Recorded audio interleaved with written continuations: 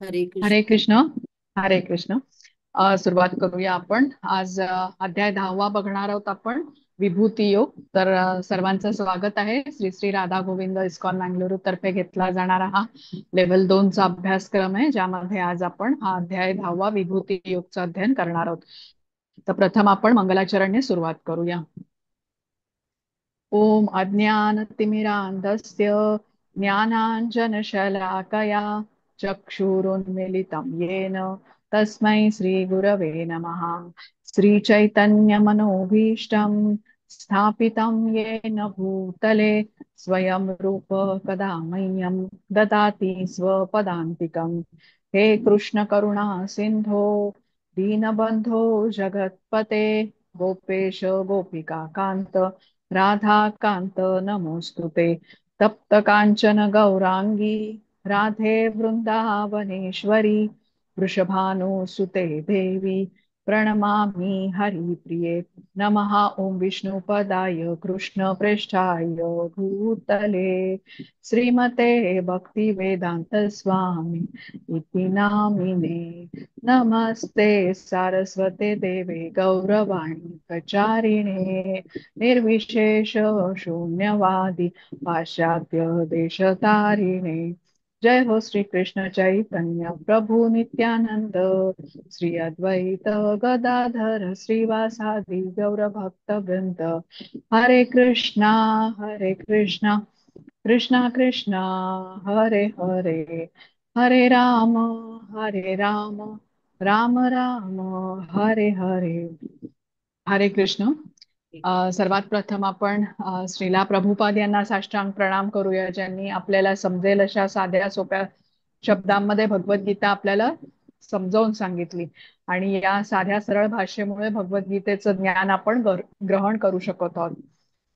Shri Shri Radha Govind ISKCON मँगलोरचे अध्यक्ष नामानिष्ठ दास प्रभूजी यांनाही सादर प्रणाम करूया, ज्यांनी हा अभ्यासक्रम आपल्यासाठी बनवला आणि झूमद्वारे आपल्या सर्वांना उपलब्ध करून दिला. त्यामुळे या संधीचा लाभ आपण घरी बसल्या घेऊ शकलो. अन्वय माताजींना प्रणाम करते, ज्यांनी मला भगवद्गीता समजावून सांगितली. इस्कॉनच्या सर्व टीमचे धन्यवाद देते. त्यांच्या सहकार्यानेच आपल्याला हा अभ्यासक्रम घेणं शक्य असतं. उपस्थित असणाऱ्या सर्व भक्तांना सादर प्रणाम आणि सर्वांचं परत एकदा स्वागत. तर अध्याय 10वा बघतोय आपण, विभूती योग. 9 अध्याय आपण पूर्ण केलेले आहेत, जे भक्ती योगाच्या म्हणजे मधले जे 6 अध्याय आहेत हे भक्ती योगाचे अध्याय आहेत, ते आपण बघतोय. तर 9व्या अध्यायामध्ये म्हणजे राजविद्या राजगुह्य योग, यामध्ये कृष्णांनी अर्जुनाला प्रथम भक्ताची पात्रता काय असायला हवी ते सांगितलं. म्हणजे भक्ताने मत्सरी असू नये. आणि त्याच्यानंतर कृष्णांनी त्यांच्या ऐश्वर्याचं ज्ञान अर्जुनाला थोडंसं दिलं होतं. आपण अचिंत्य भेदाभेद तत्व तिथे जाणून घेतलं. अचिंत्य म्हणजे काय, तर आपल्या कल्पनेच्या बाहेर, कल्पनेच्या चिंतनाच्या बाहेर जी ऐश्वर्य आहेत, म्हणून त्याला अचिंत्य म्हटलं आपण. मग कृष्णांनी काही मूढात्मांबद्दल सांगितलं. हे मूढात्मा कसे आहेत, आसुरी प्रवृत्तीचे आहेत, नास्तिकवादी आहेत आणि ते कृष्णांना कधीच शरण येत नाहीत. तसेच कृष्णांच्या दैवी प्रकृतींच्या आश्रयाखाली असलेले जे महात्मा असतात, त्यांचीही लक्षणं कृष्णांनी मागच्या अध्यायामध्ये सांगितली. तर ते सततम कीर्तयंतो माम असतात, यतंतश्च दृढव्रता असतात आणि श्रीला प्रभुपादांचं आपण याच्यामध्ये उदाहरण बघितलं. भक्तिभावाने कृष्णांची ते उपासना करत असतात. आणि याच अध्यायात शेवटी कृष्ण अनन्य भक्तीबद्दल बोलले. अनन्य भक्तीमध्ये जो शेवटचा श्लोक होता, मन्मना भव मद्भक्तो, तर कृष्णाने काय सांगितलं या शेवटच्या श्लोकामध्ये, की सदैव माझं चिंतन कर अर्जुना, माझा भक्त बन, मला नमस्कार कर. आणि अशा प्रकारे जर तू करत राहिलास तर तू निश्चितच मला प्राप्त होशील. आता कृष्णांची हीच इच्छा आहे की आपण दुःखालय अशाश्वतम मध्ये अडकलेल्या या सर्व बद्ध जीवांनी इथून सुटका करून त्यांच्या सच्चिदानंदमयी अशा भगवत धामाला परत यावं. आणि यासाठीच कृष्ण शेवटचा श्लोक म्हणतात, मन्मना भव मद्भक्तो मद्याजी माम नमस्करू मामे वैश्यसी युक्तैव आत्मानां मत परायण. ज्याला भक्ती योगाचं सार म्हटलं जातं या श्लोकाला, आणि या श्लोकाला धरून जेव्हा भक्त त्याप्रमाणे आचरण करतो, तेव्हा निश्चितपणे तो भगवत धामाची प्राप्ती करू शकतो. आपले आई वडील असतात बघा, आपल्या काळजीमुळे आपल्याला काही गोष्टी ते करायला सांगतात. तर तसंच इथे हे कृष्ण गोपनीय ज्ञान, सर्वात गोपनीय ज्ञान, ज्याला राजविद्या, राजगुह्य ज्ञान असं म्हटलेलं आहे, हे आपल्याला देतात, ज्याद्वारे आपण भगवत धामाला परत येऊ शकू. आता भगवत धामामध्ये आपल्याला जायचं असेल तर आपल्याला सतत कृष्णांचं स्मरण असायला हवं. आणि त्यासाठी कृष्णांनी 27वा श्लोक पण सांगितलेला आहे, यत करोषि यद दशनासी यज्जुहोसी ददासी यत यत तपस्यसी कौंतेय तत्कुरुष्व मद अर्पण. म्हणजे त्यात काय म्हणाले कृष्ण, की जे करशील, जे खाशील, जे हवन करशील, जे दान करशील, जे तप करशील, ते तू सर्व मला अर्पण कर, म्हणजे तुला सतत माझं स्मरण राहील. तर या अध्यायामध्ये, या 10व्या अध्यायामध्ये कृष्ण आपल्याला आता अशा काही गोष्टी सांगतील, त्यांच्या शक्तीद्वारे ते कसे सर्व व्याप्त आहेत. जे काही आपल्या अवतीभोवती आहेत त्या कृष्णांच्या सर्व शक्ती आहेत, हे आपल्याला विभूती योग समजून घेतल्यानंतर त्याची अनुभूती आपण करू शकतो. प्रत्येक वस्तूमध्ये जे वैशिष्ट्य आहे ना, ती ती कृष्णांची शक्ती आहे. मग कोणाचा एखादा गोड गळा असू देत, कोणाच्या हातामध्ये कौशल्य असू देत, कोण शक्तिशाली सामर्थ्यशील असू देत, कोणा पक्षाचा सुंदर रंग असू देत, कुठल्या फुलाचा सुंदर सुगंध असू देत, किंवा झाडाचा डौल, हे सगळं जे काही वैशिष्ट्य आहे ना, ही सगळी शक्ती ही कृष्णांची आहे. आता हा जो 10वा अध्याय आहे विभूती योग, यामध्ये कृष्ण आता आपलं त्यांचं आणि आपलं काय नातं आहे हेही स्पष्ट करणार आहेत. कृष्ण कसे सर्वश्रेष्ठ आहेत, भगवान का म्हटलं जातं त्यांना, जे सर्वोच्च सर्वश्रेष्ठ आहेत, हे आपण जाणून घेऊया. आता आपण आधी जाणून घेतलंय की भगवद्गीता 5 विषयांवरती बघा कृष्ण या भगवद्गीतेमध्ये बोलतात: ईश्वर, जीव, प्रकृती, काळ आणि कर्म. आता ह्यातले जे पहिले 4 आहेत ना, ईश्वर, जीव, प्रकृती आणि काळ, ह्यांना नित्य म्हटलं जातं आणि कर्माला अनित्य म्हटलं जातं. अनित्य का? कारण कर्म आणि कर्मफळ ही ज्ञान घेऊन आपण बदलू शकतो. हे आता आपण पहिले जे 6 अध्याय बघितले कर्मयोगाचे, त्याच्यामध्ये आपण हे शिकून घेतलं. तर या अध्यायामध्ये भगवान किंवा ईश्वर हे कोण, कसे ते सर्वश्रेष्ठ आहेत, ईश्वर आणि जीव यांचा काय संबंध आहे, हे आपण आजच्या अध्यायामध्ये जाणून घेणार आहोत. तसंच या अध्यायातले जे 8 ते 11 हे जे श्लोक आहेत ना, ह्या 4 श्लोकांना चतुर्श्लोकी गीता असं म्हटलं जातं, ज्यामध्ये भगवद्गीतेचं संपूर्ण सार आहे. आणि त्यामध्येच कृष्ण कोण आहेत, भक्तांचं कार्य काय आहे कृष्णांच्या प्रती, भक्तासाठी कृष्ण काय करतात, त्यांचा आणि आपला, भगवंतांचा आणि आपला काय संबंध आहे, याबद्दल या चतुर्श्लोकी गीतेमध्ये सांगितलेलं आहे. आता अर्जुन जेव्हा हे 4 श्लोक ऐकतो, तेव्हा त्यानंतर कृष्णांबद्दलचं ज्ञान तो घेतो आणि मान्य करतो की कृष्ण कसे आहेत, सर्वोच्च आहेत, परमश्रेष्ठ आहेत. आणि अर्जुन कृष्णांना सांगतो की आता तुम्ही कसे सर्वव्याप्त आहात, पण आणि कशा प्रकारे तुम्ही सर्वव्याप्त आहात, म्हणजे या चराचरामध्ये तुम्ही कसे काय सामावून घेतलं आहे, ह्याचं मला दर्शन करायचं आहे. आणि त्यासाठी कृष्ण आता त्यांच्या विभूतीचं दर्शन अर्जुनाला देतात आणि सांगतात की या जगामध्ये प्रत्येक जीवामध्ये जे काही वैशिष्ट्य असेल, जी काही क्षमता असेल, जी काही कला असेल, जे काही गुण असतील, ते सर्व माझ्यापासूनच आले आहेत, हे तू जाण. तर आजच्या अध्यायाचं नाव काय आहे, विभूती योग. तर विभूती हा शब्द बघा आपण अजून काही अर्थांनी पण वापरतो. कोणी समाजामधला एक प्रतिष्ठित व्यक्ती असेल तर त्यालाही आपण म्हणतो ना विभूती आहे, किंवा यज्ञाची विभूती अशा अर्थाने पण वापरला जातो विभूती हा शब्द. तर इथे जो आहे ना, कृष्णांची ऐश्वर्य किंवा शक्ती या अर्थाने म्हणून तो विभूती म्हटलेला आहे, ज्यांचं ज्ञान आपण या अध्यायामध्ये घेणार आहोत. तर जेव्हा आपण कृष्णांकडून त्यांची ऐश्वर्याबद्दल जाणून घेतो, तेव्हा सतत आपण त्यांचा विचार करू लागतो.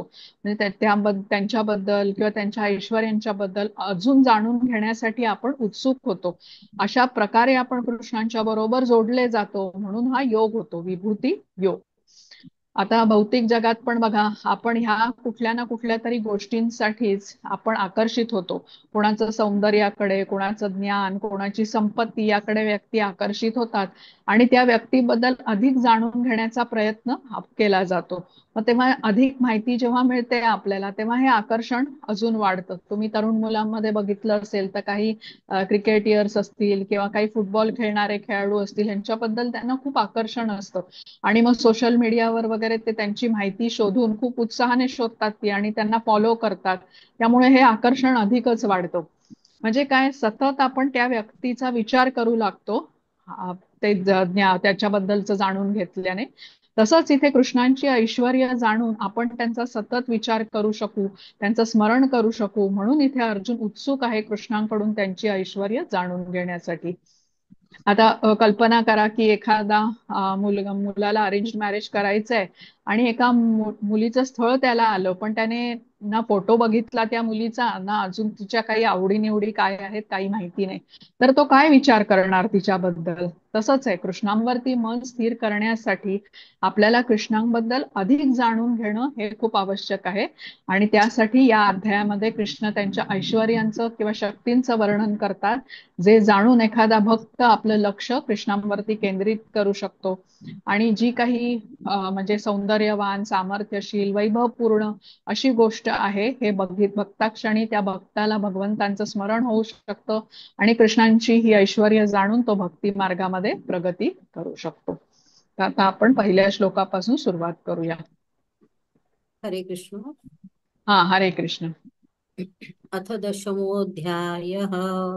श्रीभगवानुवाच भूय एव महाबाहो शृणु मे परमं वचः। येत्तहं प्रियमाणाय वक्ष्यामि हितकाम्यया। हरे कृष्ण। हरे हरे कृष्ण. वाचताय योजना माताजी? हो, वाचते. हरे कृष्ण. श्री भगवान म्हणाले, हे महाबाहो अर्जुना, पुन्हा ऐक. तू माझा प्रिय मित्र असल्यामुळे तुझ्या हितार्थ मी तुला असे ज्ञान प्राप्त करीन जे मी पूर्वी सांगितलेल्या ज्ञानापेक्षाही श्रेष्ठ आहे. हरे कृष्ण. हरे कृष्ण. आता इथे पुन्हा ऐक म्हणजे शृणु मे परमम वचः म्हटलेलं आहे. हम्म. आता ऐकणं किंवा श्रवण करणं याला खूप महत्व दिलंय बघा. आपण आधीही बघितलेलं आहे. तर मनुष्य भगवंतांच्या विषयी जितकं अधिक ऐकतो तेवढा तो भक्तिमय सेवेमध्ये स्थिर होतो. जसं आता उदाहरण घेऊया तर आई बघा, एखादी आई असेल आणि तिचा मुलगा आता शाळेमध्ये गेला आणि शाळेतून जेव्हा घरी येतो तेव्हा मुलांना उत्साह असतो सांगण्याचा की आईला की काय काय केलं मी शाळेमध्ये. तर तो मुलगा म्हणेल की मला शाळेमध्ये आज एक कविता शिकवली, मी तुला म्हणून दाखवू का? आता मुलगा आईला ती कविता जेव्हा म्हणून दाखवतो तेव्हा त्या मुलाच्या तोंडातून ती कविता ऐकताना, ते शब्द ऐकताना आईला खूप आनंद होतो. म्हणजे अगदी मुलाने तीच कविता 4-5 वेळा जरी ऐकून दाखवली तरी तिला आनंदच होतो. कारण काय, ती मुलावरती प्रेम करते. तसंच अर्जुन इथे कृष्णांचा जीवलग मित्र आहे, सखा आहे त्यांचा. तोही कृष्णांवरती खूप प्रेम करत असे. त्यामुळे कृष्णांच्या मुखातून जी अमृतवाणी येते आहे ती ऐकायला त्याला खूप आवडतं. आणि हे सगळं सर्व भक्त हे असेच असतात, कृष्णांची वाणी ऐकायला, त्यांच्याबद्दलचं ज्ञान घ्यायला ते तत्पर असतात, कारण त्यांना ह्या गोष्टीमध्ये खूप रस असतो. तर आपण समजून घेतलं की श्रवणाचं जे महत्व आहे ते आपल्याला म्हणजे श्रवण करत असताना आपल्याला प्रमाणित आध्यात्मिक गुरूंकडून केलं पाहिजे, जे परंपरेतून आलेले आहेत. आता आपण कृष्णांबद्दल प्रेम करत असू तर वारंवार त्यांच्याबद्दल ऐकण्यामध्ये आपल्याला आनंद आहे. आणि हे केल्याने आपण कृष्णांना प्रिय होऊ आणि कृष्णच आपल्याला असं ज्ञान प्रदान करतील जे घेऊन आता आपण भक्तीमध्ये स्थिर होऊ. तर त्यासाठी आपण श्रीला प्रभुपादांची प्रवचनं ऐकण्याचा प्रयत्न केला पाहिजे, जी आता इंटरनेटने सर्वत्र उपलब्ध असतात. आता हे जे श्रवण आहे आपण म्हटलं प्रमाणित आध्यात्मिक गुरूंकडून जरी केलं पाहिजे तरी हे ज्ञान घेण्याच्या 3 पद्धती महत्वाच्या आहेत. तर पहिली पद्धत म्हणजे काय आहे, प्रत्यक्ष प्रमाण पद्धत. तर प्रत्यक्ष प्रमाणामध्ये काय, आपण प्रयोग करतो आणि निष्कर्ष काढतो. आणि हे करत असताना आपण आपली इंद्रिय वापरतो आणि त्या इंद्रियांचा वापर करून हा निष्कर्ष काढला जातो. पण आधी आपण शिकलोय बघा की आपली इंद्रिय कशी असतात, अपूर्ण असतात. आणि या अपूर्ण इंद्रियांनी कृष्णांच्या परिपूर्णतेचं ज्ञान आपण करून घेऊ शकत नाही. कृष्णांना अतिंद्रिय म्हटलं जातं. अतिंद्रिय म्हणजे काय, आपल्या मर्यादित इंद्रियांच्या क्षमतेच्या बाहेर जे आहे ते अतिंद्रिय. तर त्यामुळे आपल्या मर्यादित क्षमतेच्या इंद्रियांनी जेव्हा आपण हे ज्ञान म्हणजे घेतलेलं ज्ञान हे पूर्णतः बरोबर असेल असं सांगता येत नाही आणि त्याच्यावर आधारित काढलेला निष्कर्षही बरोबर असू शकत नाही. मग दुसरी पद्धत येते, त्याचं आहे अनुमान प्रमाण, त्या पद्धतीचं नाव. आता या प्रकारामध्ये काय केलं जातं, तर आपल्या इंद्रियांचा, आपल्या अनुभवांचा वापर करून आपण काही गोष्ट म्हणजे मानतो. जसं आता गृहिणींना माहिती असतं बघा, अगदी कोवळी पानं असलेली एखादी पालेभाजी असेल तर ती एक 8-10 मिनिटात शिजते. आपल्या कसं ठरवते गृहिणी की ही भाजी शिजली, तर तिचा अनुभव आहे इतक्या वर्षांचा. बघितल्या बघितल्या डोळ्यांनी तिला समजतं की ही भाजी शिजलेली आहे. तसंच आपल्याला कृष्णांबद्दलचा अनुभव नाहीये, त्यामुळे ही पद्धतही आपण वापरू शकत नाही. आता जी तिसरी पद्धत आहे, श्रवण किंवा शब्द प्रमाण, ज्याला श्रुती असंही म्हटलं जातं. आणि या पद्धतीमध्ये परंपरेतून आलेल्या, गुरु शिष्य परंपरेतून आलेल्या प्रमाणित आध्यात्मिक गुरूंकडून जेव्हा आपण ज्ञान प्राप्त करतो, त्यावेळेला हे श्रवण हे आपल्याला उपयोगी पडतं, लाभदायक राहतं. आणि कसं असतं, हे जे गुरु असतात परंपरेतून आलेले, त्यांनी परमसत्य जाणलेलं असतं. त्यांच्याकडून ऐकून आपण हे ज्ञान घेऊ शकतो आणि हा विश्वास, आपल्याला श्रद्धा असायला पाहिजे गुरूंवरती, तेव्हा हे ज्ञान आपल्याला पटू शकतं. त्यामुळे सगळ्यात उत्तम पद्धत ही श्रवणाची मानली जाते. आपल्याला कृष्णांचा अनुभव नाहीये, आपण हे परमसत्य जाणलेलं नाहीये, त्यामुळे आपली श्रद्धा असेल तेव्हाच हे ज्ञान आपण प्राप्त करू शकतो. निसंदेहपणे ते ज्ञान घेण्याचं आपल्याला म्हणजे असलं पाहिजे. आपण जर का संशय करत राहिलो, तर्क कुतर्क करत राहिलो, श्रद्धा नसली, तर आपण हे ज्ञान व्यवस्थितरित्या प्राप्त करू शकत नाही. तर श्रीला प्रभुपाद इथे सांगतात की मनुष्य भगवंतांच्या विषयी जेवढा अधिक श्रवण करतो, तेवढा भक्तीमध्ये तो स्थिर होत जातो. आता पुढे बघू आपण. अनर्थ दूर करण्यासाठी हे श्रवणम हा खूप महत्वाचा त्यासाठी सांगितलेला आहे. आपण हिप्पींचं उदाहरण पण घेतो बघा, श्रीला प्रभुपादांकडून श्रवण करून त्यांच्यामध्ये ते सर्व बदल घडून आले होते. हरे कृष्ण. आता दुसरा श्लोक माताजी. हो. हरे कृष्ण. न मे विदुषः सुरगणा प्रभवन्न महर्षयः अहं मदिरहि देवानां महिर्षिणा च सर्वशः. हरे कृष्ण. कृष्ण. माझी उत्पत्ती किंवा ऐश्वर्य देवतांना कळत नाही, तसेच महर्षींनाही कळत नाही, कारण सर्व प्रकारे देवतांचे आणि महर्षींचेही मूळ मीच आहे. हरे कृष्ण. हरे कृष्ण. आता या श्लोकामध्ये नमे विदुहु सुरगणा असं म्हटलेलं आहे. विदुहू म्हणजे काय, विद्वान, आणि सुरगणा म्हणजे काय, देवदेवता. तर या ठिकाणी कृष्ण काय म्हणतात की मोठे मोठे देवदेवता, महर्षी पण मला जाणू शकत नाहीत, म्हणजे माझं नाम स्वरूप समजू शकत नाहीत. मग पृथ्वीवरील विद्वानांविषयी काय बोलणार. तर भगवंत बघा, जसं मानव सदृश स्वरूपामध्ये, रूपामध्ये इथे पृथ्वीवरती जेव्हा त्यांनी अवतार घेतला, मग कृष्णांचा अवतार आहे, रामाचा अवतार आहे, तिथे घेऊन त्यांनी अद्भुत अशा लीला पण केल्या. पण ह्याचा कारण कोणी समजू शकत नाही. आता देवता, महर्षी यांना काही कमी ज्ञान असतं का, पण तेही आपल्या ज्ञानाद्वारे भगवंतांचं स्वरूप जाणण्यास असमर्थ ठरतात, अपयशी ठरतात. मानसिक चिंतन करून, तर्क काढून आपण भगवंतांना जाणणं हे बरोबर नाही. सोपी पद्धत आपल्याला काय सांगितली आहे, भगवंतांची भक्ती करणं, ज्याद्वारे आपण समजू शकतो. आता थोडस इथे ना आपण वाचूया तात्पर्यातला भाग. शेवटचा श्लोक. मिनल माताजी, हरे कृष्ण. हरे कृष्ण. वाचता तुम्ही शेवटचा पॅराग्राफ बघा, दुसऱ्या म्हणजे अनेक श्लोकाचं लोक तात्पर्य. पासून का? हा, अनेक. अनेक लोक. हरे कृष्ण. अनेक लोक श्रीकृष्णांची स्वरूप स्थिती जाणू शकत नाही. यास्तव अशा तर्कवादी ज्ञानी लोकांवरती कृपा करण्यासाठी श्रीकृष्ण आपल्या अहैतुकी कृपेमुळे अवतरित होतात. भगवंतांनी असाधारण लीला केल्या तरीही माया शक्तीमुळे प्रभावित झालेल्या या तर्कवाद्यांना वाटते की निर्विशेष ब्रह्म हेच परमश्रेष्ठ आहे. भगवंतांना पूर्णपणे शरण गेलेले भक्तच केवळ भगवंतांच्या कृपेने जाणू शकतात की अशा असाधारण लीला करणारे स्वतः श्रीकृष्णच आहेत. भगवत भक्त हे परमेश्वराच्या ब्रह्मस्वरूपाची पर्वा करीत नाहीत, कारण आपल्या श्रद्धा आणि भक्तीमुळे ते तात्काळ भगवंतांना शरण जातात आणि श्रीकृष्णांच्या अहैतुकी कृपेमुळेच त्यांना श्रीकृष्णांचे ज्ञान होते. भक्तांव्यतिरिक्त इतर कोणीही श्रीकृष्णांना जाणू शकत नाही. म्हणून आत्मा म्हणजे काय आणि परमात्मा म्हणजे काय तर ज्यांची आपण आराधना केली पाहिजे ते भगवान श्रीकृष्ण हेच आत्मा आणि परतत्वही आहेत, याचा महर्षी सुद्धा स्वीकार करतात. हरे कृष्ण. हरे कृष्ण. तर बघा इथे आपण काय समजलं की जे देवदेवता असतात, महर्षी असतात, त्यांनाही त्यांच्या शक्तीद्वारे किंवा ज्ञानाद्वारे भगवंतांना सहजपणे समजून घेता येत नाही. तर आता कसं ते त्यांचाही अविश्वास त्यांची श्रद्धा कशी नसते किंवा अविश्वास कसा असतो, ह्याच्यासाठी आपण ब्रह्मविमोहन लीलेचं कथा बघूया. मी जरा एक स्क्रीन शेअर करते, हा दुसरा एकच मिनिट.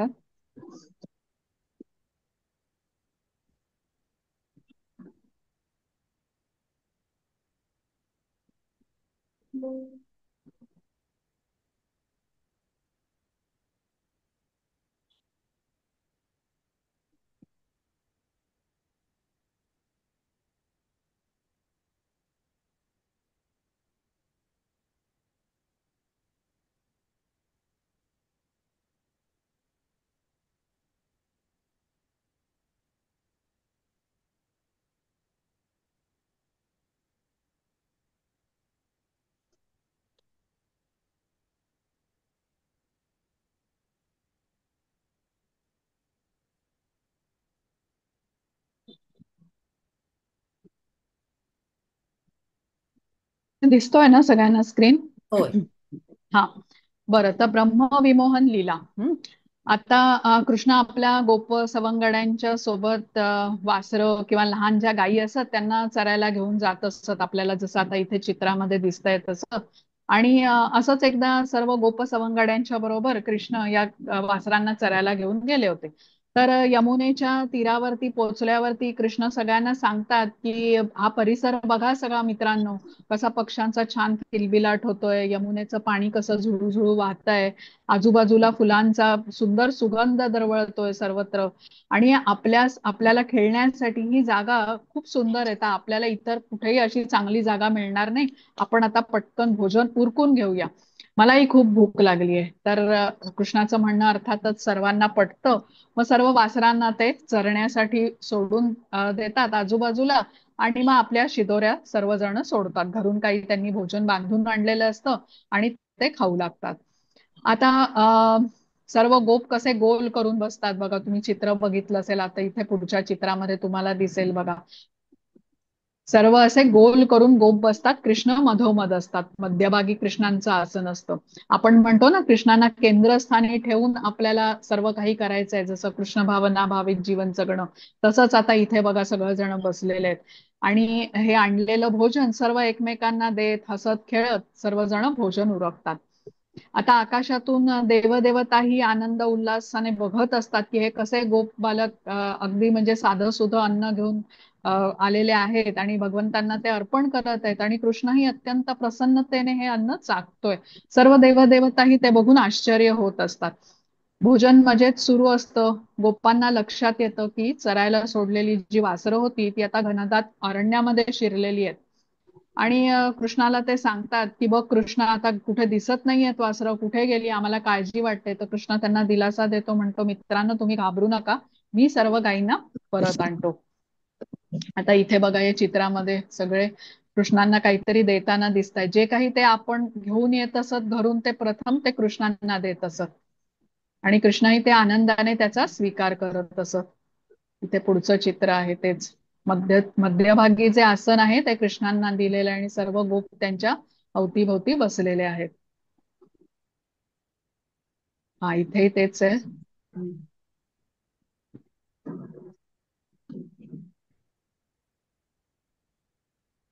हा, तर आता कृष्ण वासरांच्या शोधार्थ जातात, कारण गायी ह्यांना दिसत नाही, आता वासरं कुठे गेली, चरत चरत लांब जंगलात गेली वाटतं का, अशी काळजी वाटते.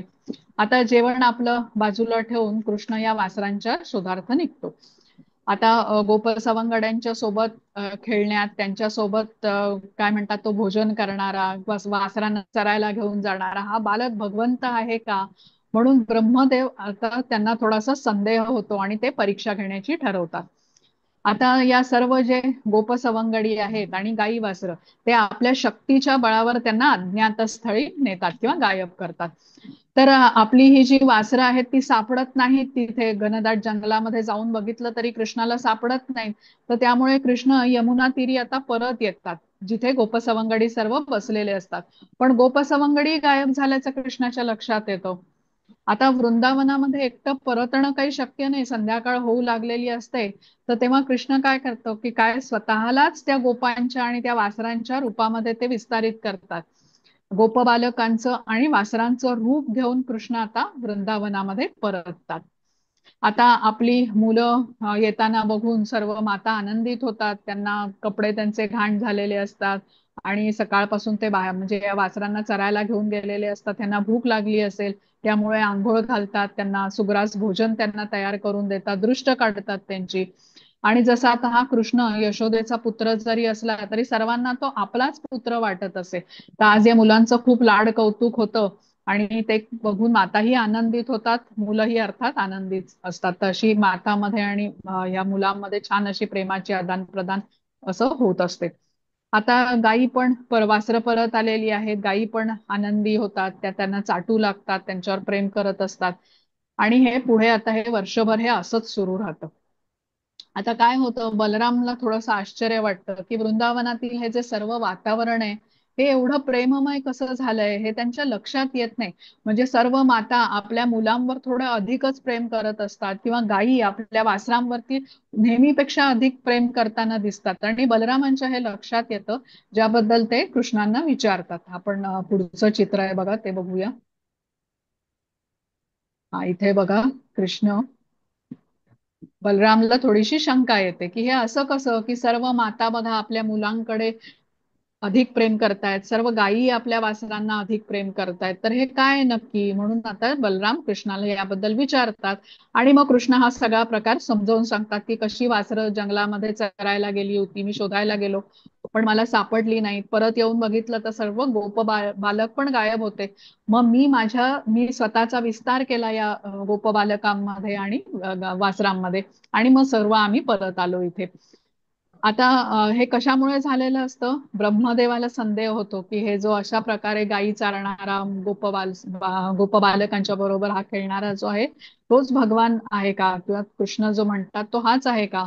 तर आता ब्रह्मदेवालाही उत्सुकता असते की त्यांनी गायब केलेली असते, तर त्यामुळे ही जी वृंदावनातली मुलं आहेत, वासरं आहेत, ती अन्यत्र नेऊन त्याने ठेवलेली असते. पण काय गंमत झाली हे बघण्यासाठी आता ब्रह्मदेवालाही उत्सुकता होते. आणि तो ब्रह्मदेव बघू लागतात की तेव्हा त्यांच्या दृष्टीस पडतात की पूर्वी जी बालक वासरं मी जी गायब केलेली होती त्यांच्या बरोबर कृष्ण परत खेळतोय, ती वासरं सर्व त्या गायींच्या बरोबर आहेत आणि मी गायब केलेली मुलं आणि वासरं जर का माझ्या बरोबर आहेत म्हणजे माझ्या ताब्यात आहेत, तर मग ही नवीन मुलं नवीन वासरं कोण. आता हा प्रश्न पडून ब्रह्मदेव हैराण होतो. म्हणजे आता खरं तर परीक्षा पाहण्यासाठी ब्रह्मदेवाने हे सर्व केलेलं होतं, पण तो आता स्वतःच गोंधळामध्ये पडतो. आणि ब्रह्मदेव हे सगळं बघत असताना बघता बघता ह्या गोप बालकांचा रंग बघा मेघवर्णाचा होऊ लागतो. सर्व कृष्णाच्या सारखे सर्वजण दिसायला लागतात. अगदी म्हणजे पिवळे वस्त्र घातलेले चतुर्भुज रूपामध्ये या सर्व गोप बालकांचं रूपांतर होतं. गळ्यामध्ये माळ घातलेले, छातीवरती महालक्ष्मीचं शुभ चिन्ह असलेले. आता ब्रह्मदेव काय समजायचं ते समजतात, त्यांना आपली चूक लगेच लक्षात येते आणि मग तत्काळ ते राजहंस यानामधून घाईघाईने कृष्णाला भेटायला वृंदावनामध्ये येतात. कृष्णाला साष्टांग प्रणाम करतात, मनोभावे प्रार्थना करतात, कृष्णाची स्तुती करतात, आपली चूकही ते मान्य करतात ब्रह्मदेव आणि कृष्णाकडे क्षमा याचना करतात. पण कृष्ण काही बोलत नाही. ब्रह्मदेवाचा भाव ते जाणून घेतो कृष्ण आणि ब्रह्मदेवाला परत ब्रह्मलोकामध्ये जाण्याची अनुमती देतात. आता ब्रह्मदेवाच्या या कृतीमुळे कृष्णाचे सर्व गोप सवंगडी, वासरं आणि म्हणजे हे कोण आहेत, कृष्णाचे अनन्य भक्त आहेत, कृष्णांपासून विलग झाले होते. तर त्यामुळे ब्रह्मदेवाने कितीही प्रार्थना जरी केली तरी कृष्ण काही बोलत नाहीत. तर इथे लक्षात घेऊया, कुठलीही अशी कृती की ज्याद्वारे भक्त एकत्र येतात, कृष्णांची सेवा करण्यामध्ये संलग्न होतात, अशी कृती निश्चितच कृष्णांना आनंद देते. आता आपण सर्वांनी कृष्ण पुस्तक वाचलं होतं बघा, आणि आणि त्यात तुम्हाला जर का आठवत असेल तर ही ब्रह्मदेवाची जी हो. क्षमा याचना आहे ना, तर त्याच्यावरती अनेक पानं आहेत. या पण कृष्ण काही बोलत नाहीत, अनेक पान म्हणजे खूप लांब अशी त्यांनी क्षमा याचना जरी केली ना ब्रह्मदेवने, कृष्ण त्यावर काहीच बोलत नाही. आणि या उलट गोवर्धन लीलेचा प्रसंग आहे, जिथे इंद्राने खरं तर एवढा पाऊस पडला, गोकुळामध्ये हाहाकार झाला सर्वत्र, आणि अचानक आलेल्या या संकटापासून आपलं रक्षण व्हावं म्हणून सर्व गोकुळवासियांनी कृष्णाकडे धाव घेतली. आणि कृष्णाने मग गोवर्धन आपल्या करंगळीवरती उचलला आणि मग सर्व गोकुळवासी गायी वासरं यांना संरक्षण दिलं. तर हे सर्व बघताच आता इंद्र भानावर आला, त्याला आपली चूक समजली होती. आणि मग तो सुरभी गायीला घेऊन पृथ्वीवर आला, स्वर्गातून वृंदावनामध्ये आला, कृष्णांची क्षमा याचना केली. आणि कृष्ण म्हणजे अगदी संक्षिप्त क्षमा याचना होती ही, पण कृष्णांनी त्याला माफ केलं होतं, क्षमा केलेली होती. आता बघा, खरं तर एवढ्या मेघांकडून प्रचंड जलवर्षाव या इंद्राने घडवून आणला होता, सर्व गोकुळवासी गायींना मारण्याचा अपराध त्याने केला होता, पण शेवटी कृष्ण त्याला क्षमा करतात.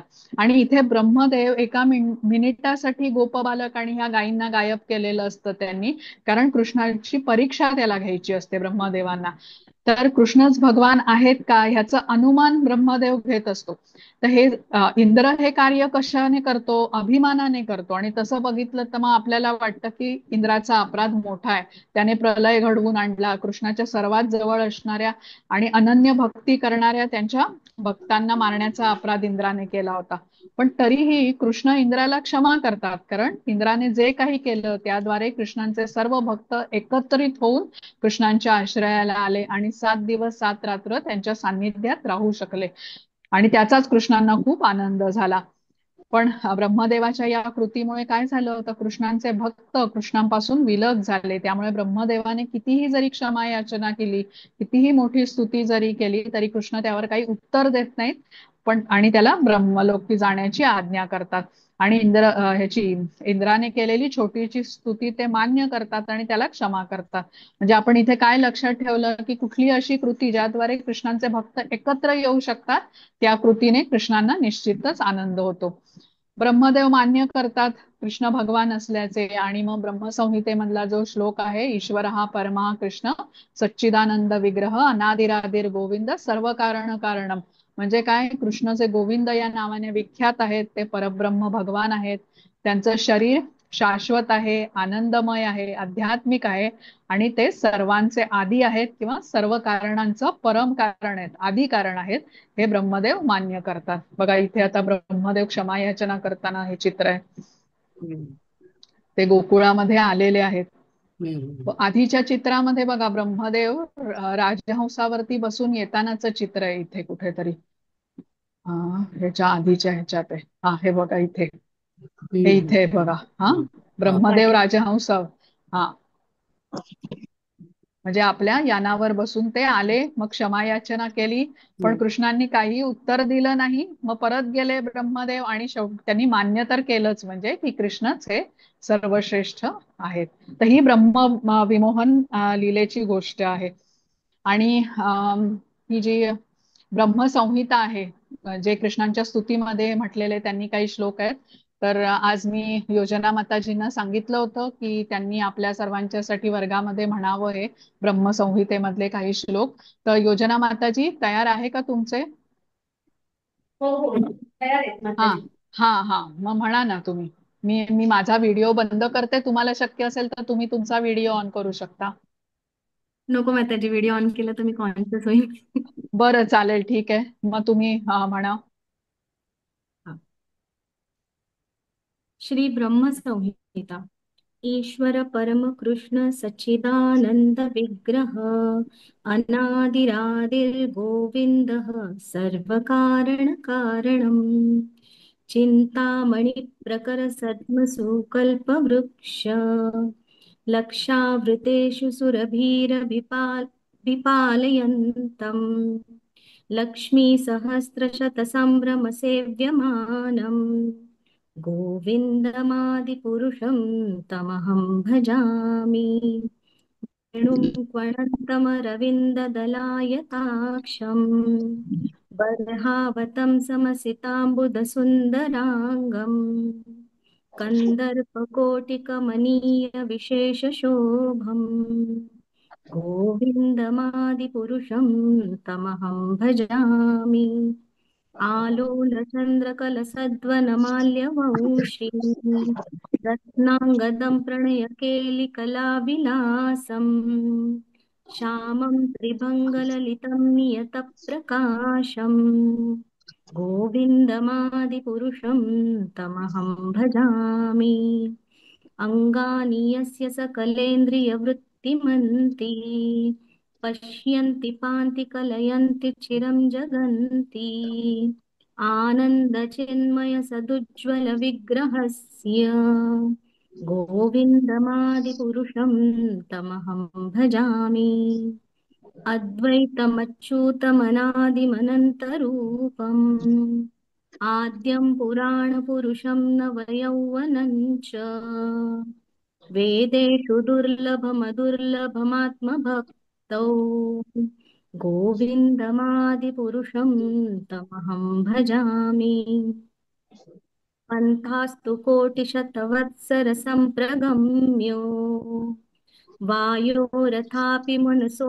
मुनिपुङ्गवानाम् सोऽप्यस्ति यत्प्रपदसिम्न्यविचिन्त्य तत्त्वे गोविन्दमादिपुरुषं तमहं भजामि एकोऽप्यसौ रचयितुं जगदण्डकोटिम् यच्छक्तिरस्ति जगदण्डचयायदन्तः अण्डान्तरस्थपरमाणुचयान्तरस्थम् गोविन्दमादिपुरुषं तमहं भजामि यद्भावभावितधियो मनुजास्तथैव सम्प्राप्य रूपमहिमासनयानभूषाः सुक्तैर्यमेव निगमप्रथितैस्तुवन्ति गोविन्दमादिपुरुषं तमहं भजामि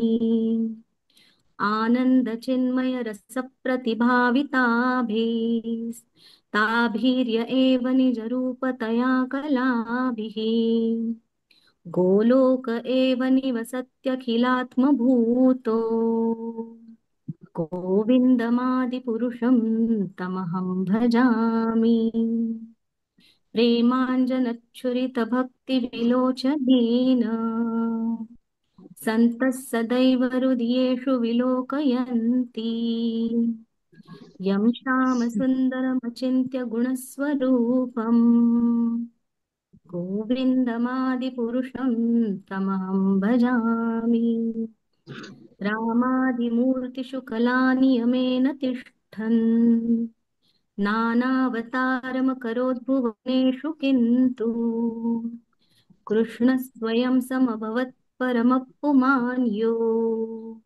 गोविन्दमादिपुरुषं तमहं भजामि यस्य प्रभा प्रभवतो जगदण्डकोटि कोटिष्वशेषवसुधादिविभूतिभिन्नम् तद्ब्रह्म निष्कलमनन्तमशेषभूतम् गोविन्दमादिपुरुषं तमहं भजामि माया हि यस्य जगदण्डशतानि सूते त्रैगुण्यतद्विषयवेदवितायमाना सत्त्वावलम्बि परसत्त्वं विशुद्धसत्त्वम् गोविन्दमादिपुरुषं तमहं भजामि आनन्दचिन्मयरसात्मतया मनस्सु यप्राणिनां प्रतिफलं स्मरतामुपेत्य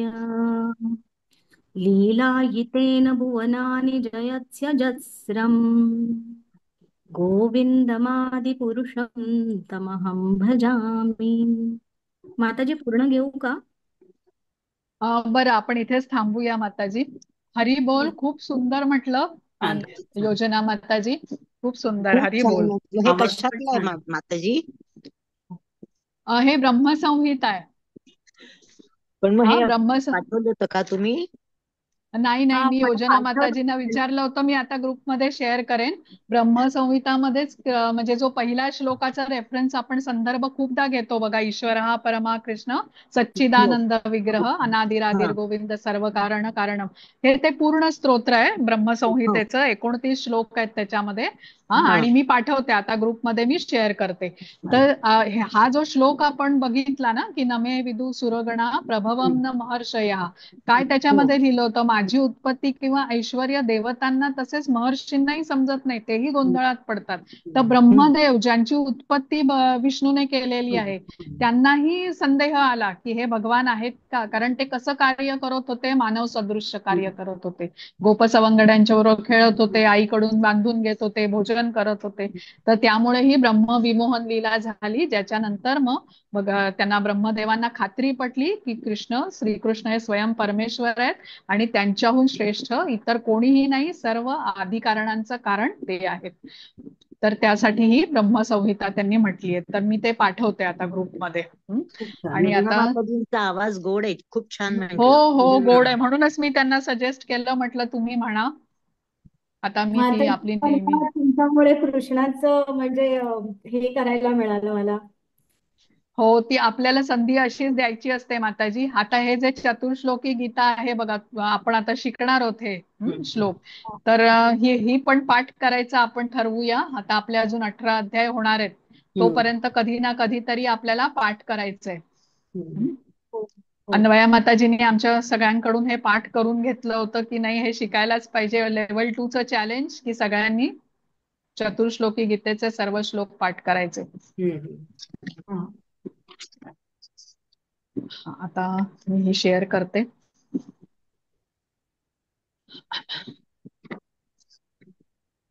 असं मधून मधून आपल्याला काही काही उपक्रम केले पाहिजेत, हो ना? हो हो. हो. म्हणजे याचे बोल पूर्णतः नवीन होते माझ्यासाठी, पण मग मी ते व्हिडिओ बघून बघून केलं.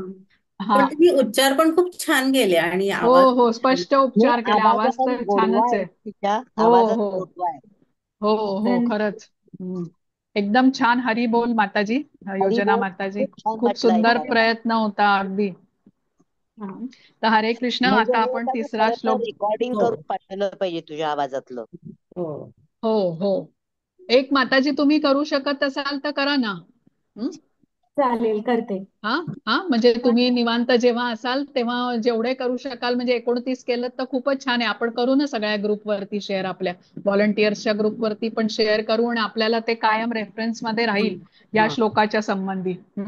हो. हो, चालेल, खरंच करते. सगळे काय सगळं छान, पूर्ण रेकॉर्डिंग करून पाठवलं तरी हो आवडेल हो आम्हाला. हो हो, अगदी. करते आणि करते तुम्ही मॅम. पाठवलं तर त्याचे शब्द कळतील आम्हाला, लिरिक्स म्हणजे. हो हो, आणि आपण अर्थ पण हे करूया, तो हो. हिंदीमध्ये आहे, कारण मराठी त्याची नाहीये, पण आपण हिंदीमध्ये आहे ती मी हा, पाठवते. हा हो, चालेल. चालेल.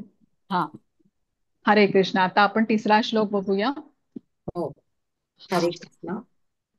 यो मां जमनादिच वेत्ति लोकमहेश्वरम् असम्मूढः समर्थ्येषु सर्वपापैः प्रमुच्यते. हरे कृष्ण. हरे कृष्ण. सर्व मनुष्यांमध्ये मोहरहित झालेला जो मनुष्य मला अजन्मा अनादी सर्व जगतांचा स्वामी म्हणून जाणतो, तोच केवळ सर्व पापांपासून मुक्त होतो. हरे कृष्ण. हरे कृष्ण. आता या श्लोकाला जाण्याच्या पूर्वी मी ना चॅटमध्ये एक फॉर्म टाकलाय, गुगल फॉर्म, अटेंडन्सचा फॉर्म आहे. लेवल 2 म्हणजे जे शिकतायत त्यांच्यासाठी आहे, तो भरून आपल्याला आता सबमिट करायचा आहे. तर तुमच्याकडे वेळ आहे, क्लास संपायच्या आधी तो पूर्ण तुम्हाला फॉर्म भरायचा आहे. त्याच्यामध्ये नाव वगैरे असं जनरल, तुम्ही कुठली लेवल शिकता आहात असं जनरल काहीतरी माहिती आहे की आपल्याला त्यांना पोचवायची आहे. तर त्यासाठी तो फॉर्म आहे, तर तुम्ही तेवढ्या वेळामध्ये ती सर्व माहिती भरून टाका. आता या श्लोकामध्ये, तिसऱ्या श्लोकामध्ये सुरुवात, सर्व पापई प्रमुच्यते असं शब्द आहेत बघा. सर्व पापई प्रमुच्यते म्हणजे काय, सर्व पापांतून मुक्त होतो. आता ही गोष्ट आपण भगवद्गीतेमध्ये अनेकदा वाचतो की आपण पापांमधून मुक्त होतो, पण कधी तर जेव्हा आपण हा विश्वास ठेवू, श्रद्धा ठेवू आणि ही गोष्ट गंभीरतेने घेऊ, तेव्हाच आपण या पापातून मुक्त होतो की कृष्ण सर्वश्रेष्ठ आहेत, ते परमेश्वर आहेत, सर्व कारणांचे आदी कारण आहेत. आता हे समजायला आपण जसं म्हटलं की देवदेवता महर्षी हे पण भ्रमित होतात आणि कृष्ण सर्वोच्च आहेत हे समजू शकत नाही, जसा गोवर्धन लीला किंवा ही ब्रह्म विमोहन लीला हे त्याचंच उदाहरण आहे. मग आपण काय, आपण तर बद्ध जीव आहोत. तर इथे कृष्णांची आपल्यावरती कृपा असेल किंवा कृष्णांच्या शुद्ध भक्तांची आपल्यावरती कृपा होईल तर त्यांच्या वाणीतून ज्ञान घेऊन आपण कृष्णांबद्दल थोडंसं जाणू शकतो. तसंच इथे अजन्मा असं अजम म्हटलेलं आहे. अजम म्हणजे काय, अजन्मा. आता आपला देह कसा आहे, भौतिक स्वरूपाचा आहे. भौतिक स्वरूपाचा देह म्हणजे त्याला जन्म मृत्यूच्या चक्रातून तो जातो आणि त्यामुळे बद्ध जीव देहांतर करतो. पण भगवंतांचा देह कसा आहे, आध्यात्मिक आहे. भगवंतांचा देह कधीच परिवर्तन होत नाही, ते देहांतर करत नाहीत. चौथ्या अध्यायामध्ये आपण याबद्दल शिकलेलो होतो की भगवंत कसे प्रगट होतात, अवतार घेतात, आपल्या लीला करतात, कार्य संपलं, लीला संपल्या की गोलोकधामामध्ये ते परत जातात. म्हणजे भगवंत अवतार का घेतात याचं कारण आठवतंय का तुम्हाला? कुठल्या कारणासाठी भगवंत अवतार घेतात? हो, जेव्हा श्लोक आठव. हा हा पृथ्वीवर जेव्हा पाप जास्त होतं ना, तेव्हा म्हणजे भक्तांचं संरक्षण करण्यासाठी ते अवतार घेतात. हा हा आणि बरोबर आहे. श्लोक आठवतोय का? हो, माताजी परि तोंडावर येत नाहीये. एक हा, मिनिट. परित्राणाय साधूनाम परित्राणाय विनाशाय च साधूनां दुष्कृताम, हो ना, धर्म हं. संस्थापनार्थाय संभवामी युगे युगे. हं. हा, म्हणजे भक्तांच्या बरोबर प्रेमाची आदान प्रदान करण्यासाठी, त्यांचं रक्षण करण्यासाठी, त्यांना उपदेश करण्यासाठी भगवंत अवतार घेतात आणि जेव्हा अवतार घेतात तेव्हा जे दुष्कृती असतात त्यांचाही नाश करतात.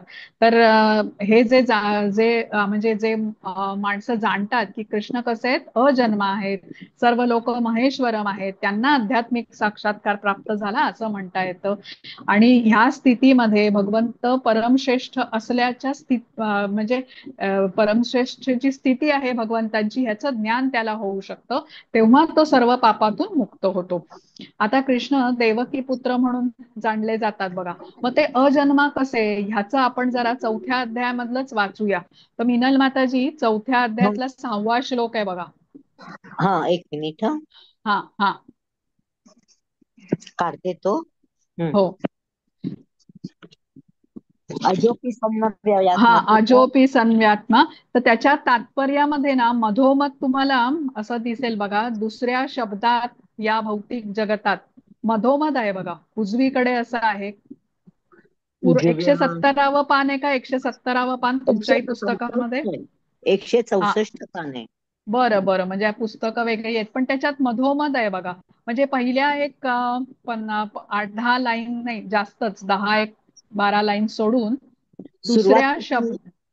दुसऱ्या शब्दात या भौतिक जगतात श्रीकृष्ण द्विभुज वेणुरूप वेणुधारी मूळ शाश्वत हो, रूपात सापडलं. अवतरित होतात.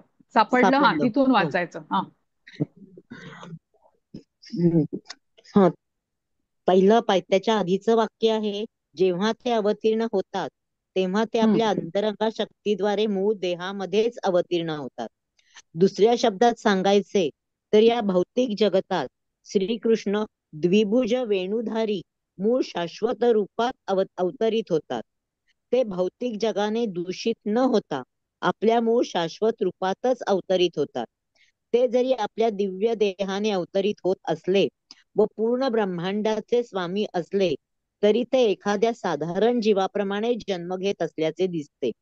आणि जरी त्यांचे शरीर भौतिक शरीराप्रमाणे विनाशी नसले तरी भगवान श्रीकृष्ण बाल्यावस्थेतून कौमार्यावस्थेमध्ये आणि कौमार्यावस्थेमधून तारुण्यावस्थेमध्ये वाढत असल्याचे दिसून येते. पण आश्चर्य म्हणजे तारुण्यावस्थेपुढे त्यांची कधीच वाढ होत नाही. कुरुक्षेत्राच्या युद्धाच्या वेळी श्रीकृष्णांना घरी पुष्कळ नातवंडे होती. किंवा दुसऱ्या शब्दात सांगायचे तर भौतिकदृष्ट्या त्यांचे बरेच वय झाले होते, तरीही ते 20 किंवा 25 तरुणाप्रमाणे दिसत होते. आपल्याला श्रीकृष्णांचे वृद्धावस्थेतील चित्र कधीच आढळत नाही, कारण ते आपल्याप्रमाणे कधीच वृद्ध होत नाही. वास्तविकपणे भूत, वर्तमान, भविष्य या तिन्ही काळातील अखिल सृष्टीत भगवान पुराण पुरुष आहेत. त्यांचे शरीर किंवा बुद्धी कधीच बदलतही नाही किंवा नाशही पावत नाही. म्हणून भगवंत भौतिक जगतात असले तरी हे स्पष्ट आहे की ते अजन्मा सच्चिदानंद आहेत आणि त्यांचे दिव्य शरीर बुद्धी कधीच बदलत नाही. हरे वास्तविकपणे कृष्ण. हरे हरे कृष्ण. कृष्ण. हा, म्हणजे समजलं का त्यांना अजन्मा का म्हटलेलं आहे? हा, कारण ते हो. अवतार घेतात. आपल्यासारखं त्यांचं शरीर बदलत नाही. आध्यात्मिक स्वरूपाचं शरीर असल्यामुळे ते देहांतर करत नाहीत. हा, आणि आपल्याला कसं असतं, आपण जन्म मृत्यूच्या चक्रामध्ये अडकलेले असतो. ते त्यांच्या इच्छेने अवतार घेतात. आपल्याला कर्माची प्रतिक्रिया भोगण्यासाठी जन्म घ्यावाच लागतो. त्यांचं तसं नसतं, त्यांच्या इच्छेने ते अवतार घेतात. म्हणून त्यांना अजन्मा म्हटलेलं आहे इथे. आता आपण पुढचा श्लोक बघू. चौथा आणि पाचवा एकत्र आहे. हा, हरे कृष्ण. वाचा माताजी. हरे कृष्ण. बुद्धिर्ज्ञान सम्मोह क्षमा सत्यम दम शम तुम्ही सुखम बाहेर सुरुवातीला दुःखम बोलाल. भवो भावो भयं च भयमेव च. हरे कृष्ण. पाचवा पण वाचा माताजी. हो. अहिंसा. अहिंसा समता तुष्टिस् तपोदानै यशो यशः भवन्ति भावा भूतानां मत्त एव पृथग्विधा पृथग्विधाः. हरे कृष्ण. हरे कृष्ण. बुद्धी, ज्ञान, संशय आणि मोह यातून मुक्तता, क्षमा, सत्यता, इंद्रिय संयमन, मनोनिग्रह, सुख आणि दुःख, जन्म, मृत्यू, भय, निर्भयता, अहिंसा, समता, संतुष्टी, तपस्या, दान, यश आणि अपयश इत्यादी जीवांचे सर्व विविध गुण माझ्याद्वारेच उत्पन्न झाले आहेत. हरे कृष्ण. हरे कृष्ण. तर या श्लोकामध्ये 20 गुण सांगितलेले आहेत आणि जीवाचे सर्व गुण म्हणजे चांगले वाईट सर्व गुण हे भगवंतांनीच निर्माण केलेले आहेत. म्हणजे अर्थ अगदी स्पष्ट आहे की या सर्व गुणांचा उगम कोण आहेत? कृष्ण आहेत. भवंती भावा भूताना मत्त एव पृथग्विधा. आता हे कुठले गुण आहेत? तर इथे लिस्ट आहे बघा, यादी आहे पूर्ण. बुद्धी, ज्ञान, संशय व मोह यातून मुक्ती, क्षमाभाव, सत्य, इंद्रिय संयमन, मनोनिग्रह, सुख दुःख, जन्म मृत्यू, भय, निर्भयत्व, अहिंसा, समत्व, संतुष्टी, तपस्या, दान, यश आणि अपयश. तर या दोन्ही श्लोकामध्ये, चौथ्या आणि पाचव्या श्लोकामध्ये कृष्ण आपलं सर्वादित्व आणि सर्वेश्वरत्व प्रतिपादित करतात. सर्व आदित्व म्हणजे काय? कृष्ण सर्वांचे आदी आहेत. आणि सर्वेश्वरत्व म्हणजे काय? सर्व जीवांचे ते ईश्वर आहेत, सर्वांचे नियंत्रक आहेत. म्हणजे सर्वश्रेष्ठ कसे आहेत कृष्ण, हे या 2 श्लोकाद्वारे आपल्याला सांगितलेलं आहे. तर यामधला एक गुण जो आहे ना, ज्ञान. आता जड आणि चेतन पदार्थांचं स्वरूप तत्वतः जाणणं म्हणजे ज्ञान होय. आता हे जे आधुनिक आपली शिक्षण पद्धती आहे ह्याच्यामध्ये आत्मज्ञानाचा समावेश नाही बघा. भौतिक ज्ञान कितीही आपण घेतलं, कुठली भौतिक ज्ञान म्हणजे ह्याच्यामध्ये उच्च डिग्री जरी त्याच्याकडे असेल, पदवी प्राप्त केली असेल, तरी ते ज्ञान घेऊन आपण कृष्णांना काय जाणू शकणार नाही. कृष्णांना जाणून घेण्यासाठी आपल्याला भक्ती मार्गाचा अवलंब करावा लागतो, जिथे आपण भक्त कृष्णांना विनंती करतो की तुम्हीच मला ही बुद्धी द्या, तुम्हाला जाणून घेण्याची, ते ज्ञान माझ्या हृदयामध्ये प्रकाशित करा. आता हे जे सर्व गुण आहेत ते कृष्णांपासूनच आलेले आहेत. कृष्ण याचा उगम आहे आणि हे गुण आपल्यामध्ये घेऊन आपण समजू शकतो की कृष्ण कसे सर्वश्रेष्ठ आहेत. हे जे ऋषी मुनींकडून आलेलं ज्ञान आहे, या ज्ञानाचे स्त्रोत कृष्ण आहे, ज्याद्वारे आपण त्यांना जाणून घेऊ शकतो. जसं वेद म्हटलं ना, वेदांचे संकलक, वेदांचे ज्ञाता आणि वेदांच्या द्वारे जाणण्या योग्य कोण आहेत? तर कृष्णच आहेत. पण आपली इंद्रिय अपूर्ण आहेत, आपण म्हणतो इंद्रियांची क्षमता मर्यादित आहे. तर त्यामुळे एवढी विकसित नसल्यामुळे आपण हे ज्ञान न घेता कृष्णांना जाणू शकत नाही. एखाद्या शास्त्रज्ञाने काही दुर्बीण बनवली तर आपण गोलोकधाम बघू शकत नाही त्याने. तसंच मानसिक तर्क वगैरे करून आपण कृष्णांना जाणू शकत नाही. त्यासाठी आपल्याला परंपरेतून आलेल्या प्रमाणित आध्यात्मिक गुरूंकडून ह्या ज्ञानाचं श्रवण करायला लागतं, त्यांची पुस्तकं वाचायला लागतात, तेव्हाच आपण हे ज्ञान घेऊ शकतो. आपण एखादा अभ्यासक्रम बघा, कुठल्या विद्यार्थ्याने कॉलेजमध्ये अभ्यासक्रम जॉईन केला तर त्याला त्या कॉलेजमध्ये गेल्यानंतर त्याला ती लेक्चर्स ऐकावी लागतात, उपस्थित राहावं लागतं त्या लेक्चर्सला. त्याशिवाय त्याला अभ्यासक्रमाची काही पुस्तकं म्हणजे टेक्स्ट बुक्स सांगितली जातात, त्याच्याद्वारेही ते वाचन करून मग तो तयारी करू शकतो. तसंच इथे आपल्याला हे सांगितलेलं आहे की प्रमाणित आध्यात्मिक गुरूंकडून श्रवणाने ज्ञान घेतलं पाहिजे. त्यांची पुस्तकं तसंच भगवद्गीता, श्रीमद भागवतम हे ग्रंथही आपल्याला बरोबर वाचले पाहिजेत. आणि हे जे गुण दिलेले आहेत, ज्यांचा सर्वांचा उगम कृष्ण आहे, हे आपल्यामध्ये घेऊन मग आपण हे ज्ञान घेण्यास अधिक पात्र ठरतो. तर हे जे सर्व गुण आहे आता आपण वाचत नाही आहोत, पण हा गृहपाठ आहे की सगळ्यांनी हे तात्पर्य नक्की वाचायचंय. तर ह्याच्यातला थोडासा भाग आपण वाचूया. हा शेवटचा पॅरेग्राफ मिनल माताजी.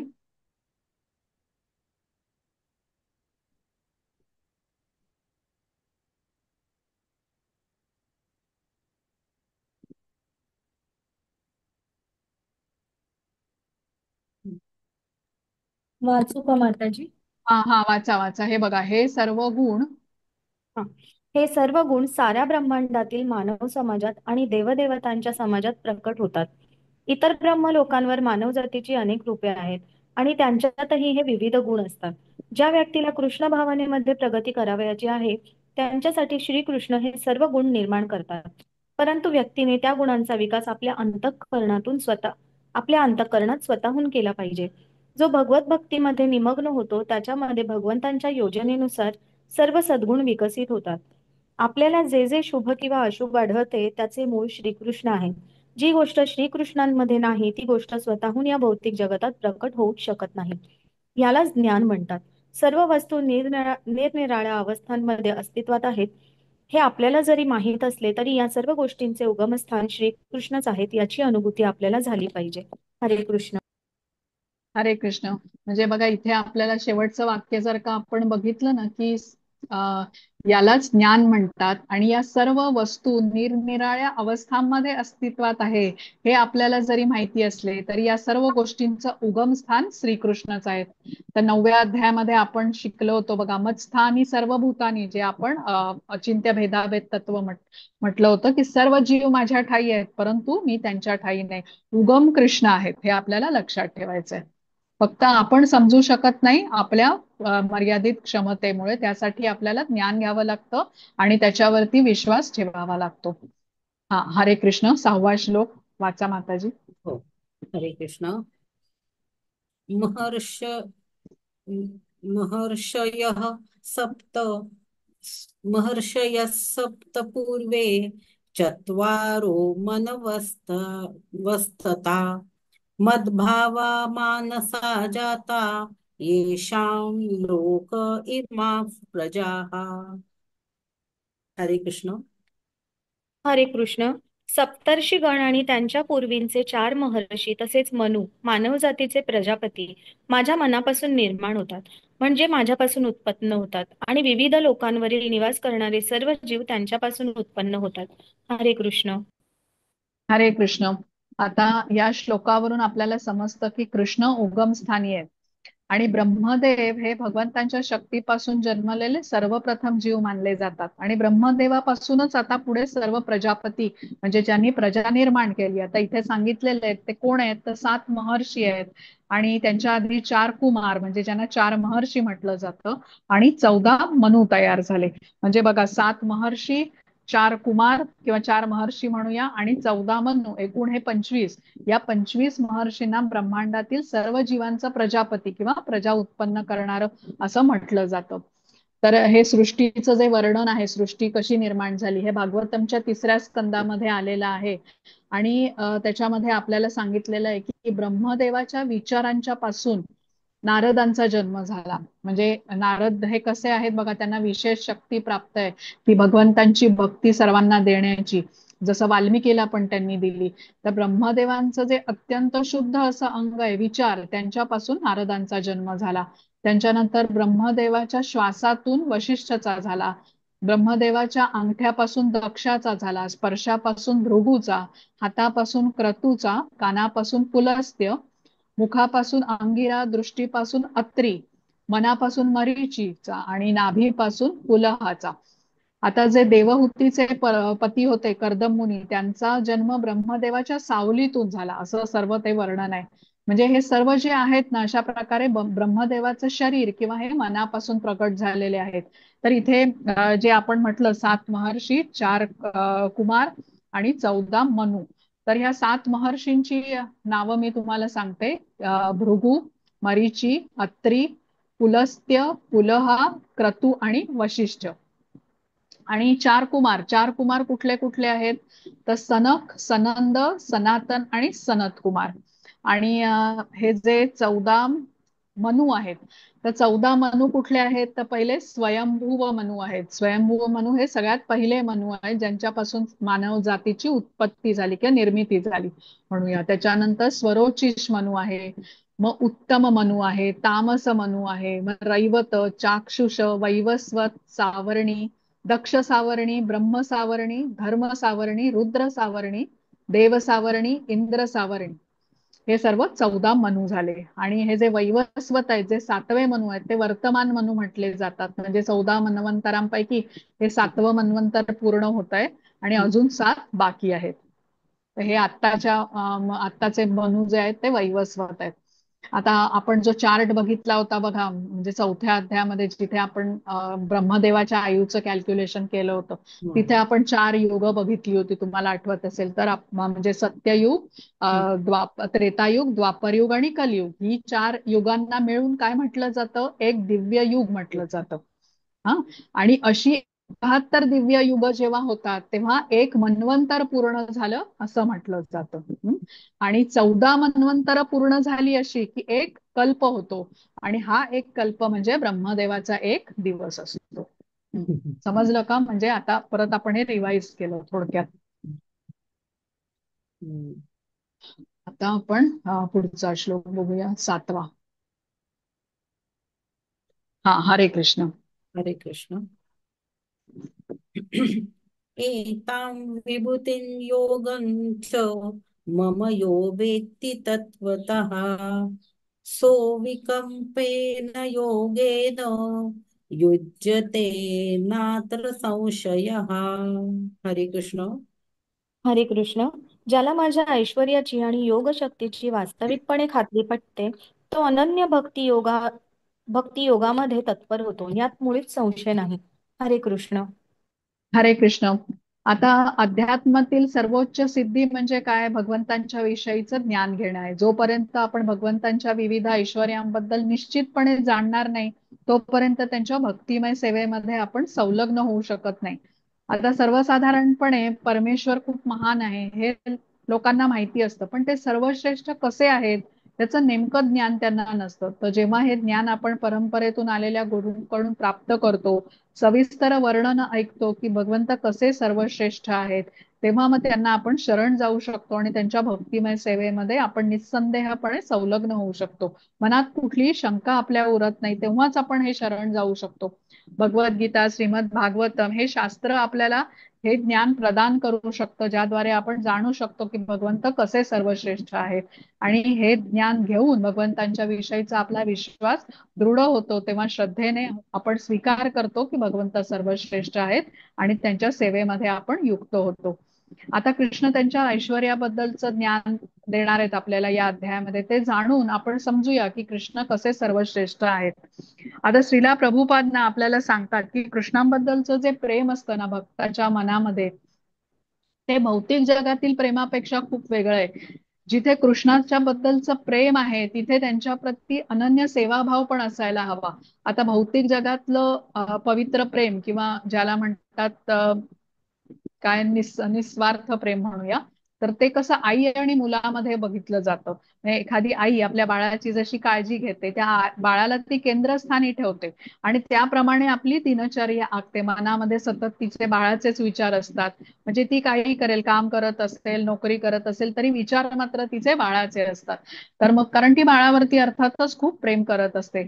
तसंच अनन्य भक्तांच्या मनामध्ये कृष्णांच्या शिवाय इतर कुठलेही विचार नसतात आणि कृष्णांना केंद्रस्थानी ठेवूनच असे भक्त आपली सर्व कार्य करत असतात, कारण ते अनन्य प्रेम करतात कृष्णांवर आणि कृष्णही अशा भक्तांवरती खूप प्रेम करतात आणि त्यांची काळजी घेतात. आता हे जे पुढचे 4 श्लोक आहेत ना चतुर्श्लोकी गीतेचे, हे आपल्याला एकत्र बघायचे आहेत. तर अजून एक 15-20 मिनिटं आपल्याला लागतील. तर आपण कंटिन्यू करायचं आहे का थांबायचं आहे? माताजी मी पुढच्या वेळेला 10 घेऊया. हा चालेल, ठीक आहे. हा, कारण ते एकत्र समजून घेणं आवश्यक आहे आपल्याला. तर चालेल. ते पुढच्या वेळेला घेऊया. ह्या सगळ्यांनी तो फॉर्म भरून घ्या बरं. हो. घेतला का भरून? हा, कारण हा ते नाही नाही, थांबा, माझा राहिलाय. हा हा, घ्या घ्या, भरून घ्या तुम्ही. आणि जी मध्ये आपण सुदामा सेवेची स्लाइड आपण बघितल्या होत्या बघा, सगळ्यांनी तोही म्हणजे सेवा करण्याचा भगवंतांच्या चरणी प्रयत्न करायचा आहे. तुम्ही केला नसेल म्हणजे कंपल्शन नाहीये, पण यथाशक्ती जे पण आपण करू शकतो दर महिन्याला ते करण्याचा. सुदामा सेवा हा जो म्हणजे आपण म्हटलं होतं, वेगळे वेगळे पर्याय आहेत बघा त्याच्यामध्ये, तेही करण्याचा प्रयत्न करूया. तर ग्रुपमध्ये मी सर्व टाकलेलं आहे.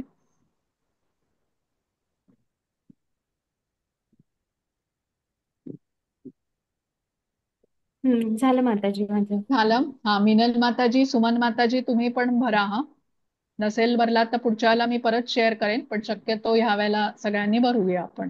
माताजी कुठे पाठवलाय तुम्ही तो फॉर्म? मी चॅट. चॅट मध्ये पाठवला. चॅट मध्ये म्हणजे आपल्या इथे, हो, झूम मध्ये. झूम मधल्या चॅट मध्ये? ओके हो ओके. हो. हा, पण मग तिथून तो जाईल का? नाही, तो सबमिट केल्यावर जाईल ना. नाही नाही, तो व्हॉट्सअपलाच करायला हवा माताजी. हो का? तो झूम वरनं जाणारच नाही ते. गेला बरं, व्हॉट्सअप. मग मी माताजी. झाला फॉर्म मी सबमिटेड असं आलं का नाही नाही, तुम्हाला? सबमिटेड. कारण काय तो व्हॉट्सअपला ह्याच्यावरनं काय म्हणतो आपण. म्हणजे मी लिंक कॉपी केली. मला पूजा माताजी काय म्हणाल्या की हा ग्रुपला हा. शेअर करू नका. ग्रुपमध्ये कसे अनेक भक्त आहेत ना जे वर्गाला येत नाहीत, जे बर. उपस्थित आहेत त्यांनाच फॉर्म द्यायचा ओके आहे. Okay okay. सो चॅट हा, मध्ये शेअर करा इथल्या, म्हणून मी चॅट. भागवतच्या क्लासला पण असतो तर हा जातो चॅट ग्रुप मधून. हा, जातोय का? हो मग हो हो, मी जातो. चॅट. कन्फर्म करते. हो तिथे. मग ऍड हा झालेले तिथे रिस्पॉन्सेस मला मिळाले तर मी ओके म्हणेन. हा, जरा बघा बघा माताजी, नाहीतर मग पर्सनल आपण वरती टाकू इंडिव्हिज्युअल मग ह्यांना. पाठवूया. हा, चालेल पर्सनल वर चालेल. टाकूया. हा, तुम्ही एकदा चेक करा आणि मग हा, मला मी सांगा चेक त्याप्रमाणे. करते आणि मग हा, सांगते. हो चालेल. हा, ठीक चालेल. आहे. मग मी सगळ्यांना परत एकदा पर्सनल मध्ये पाठवेन. ज्यांना आत्ता जमलं नसेल त्यांनी पर्सनल मध्ये तो फॉर्म म्हणजे हो. एकदाच भरायचा आहे आपल्याला. इथे भरला असेल तर मग तिथे नका भरू, आणि ज्यांचा नाही भरला गेला ते मला सायली माताजी कळवतील, त्यांना मी पर्सनल मध्ये कळवते. हं? चालेल. मग आजच्या ह्याच्यामध्ये काही शंका आहेत का? नाही माता. हा, माताजी मला एक आहे. म्हणजे हो, तुम्ही सांगितलं ना 14 मन्वंतर व्हायचे, मग त्याच्यामधले हे 7वे नाही, एका 14 ऋषींचं एकूण नाव असतात. सांगितलं. एकूण एकूण 14. 14. हा. आणि आता हा, जे म्हणजे आहेत मनू, ते म्हणजे हो एक मनू आहे ते, म्हणजे आता 7वं मन्वंतर चालू आहे असं आहे का? हो हो, 7वं मन्वंतर सुरू आहे. आणि ते वैवस्वत मनू जे नाव आपण म्हटलं ना त्या 14 मनूंपैकी, ते आत्ताचे मनू आहेत. आणि मन्वंतर म्हणजे आपण काय म्हटलं समजलं का माताजी? 4 युग बघा. चार्ट मध्ये आठवा. चार्ट मध्ये सगळ्यात खाली 4 युगांची नावं दिलेली होती. ही 4 हो. युगांची जेव्हा बेरीज करतो आपण, 4 युगांचे किती त्यांचं ते वर्ष. काळ असतो, हा, हा. ती सगळ्यांची बेरीज करून एक दिव्य युग होतं, बरोबर? हा. हम्म. हा, अशी 71 दिव्य युग. हम्म, हा. म्हणजे एक मन्वंतर होतं. हा, हा. प्रत्येक मन्वंतराचा एक मनू असतो. हम्म, हा. आणि अशी 14 मन्वंतर झाली की त्याला एक कल्प झाला असं म्हणायचं. आणि हा एक कल्प म्हणजे ब्रह्मदेवाचा एक दिवस, आणि एवढाच एक कल्प म्हणजे त्याची एक रात्र. हा, हा, समजलं. हम्म. हा, समजलं? म्हणजे हे कॅल्क्युलेशन आहे. हा, म्हणजे श्रीकृष्णाने जी पहिली ही सांगितली भगवद्गीता, हा, विवस्वानला जी सांगितली ती म्हणजे ह्याच हो. मनूंपैकी कोणाला सांगितली नाही असेल ना? नाही, विवस्वान तर सूर्यदेव आहे, तो एंटायरली डिफरंट आहे. अच्छा, ओके. हा, बरं हा झालं हा, विचारलं. समजलं ना? हम्म. हा, तो हा. विवस्वान आहे माताजी. हा, हा विवर्तमान सूर्य.